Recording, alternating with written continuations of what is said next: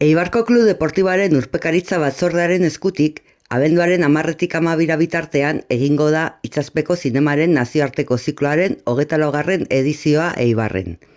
Egia zure begien aurrean izenburuari jarraituko dio zikloak. Itsaspeko zinemari buruzko 3 saio desberdin eskainiko dira Koliseon, abenduaren 10, 11 eta 12 arratsaldeko 7:00 9:00. Nazioarteko jaialdiko 15 film labur eta 5 dokumental ikonenak proiektatuko dituzte eta sarrera doan da.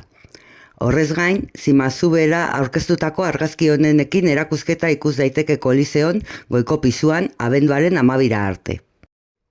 Urteroko martxan, Txikiziklo izenekoaren 2 saio berezi eskainiko dituzte. Lehena ikastetxeei zuzenduta egingo da abenduaren 10. Lehen hezkuntzako 5. eta 6. mailako ikasleentzat hainbat film labur proiektatuko dituzte eta urpekari profesionalek hitzaldia emango diete. Bigarrena abenduaren 13 egingo da eguerdiko 12 Koliseon eta bereziki familientzat pentsatuta dago. Programa osatzeko Itsaspeko adin zikloa antolatu dute Egogen Gerontologia Zentrukoentzat.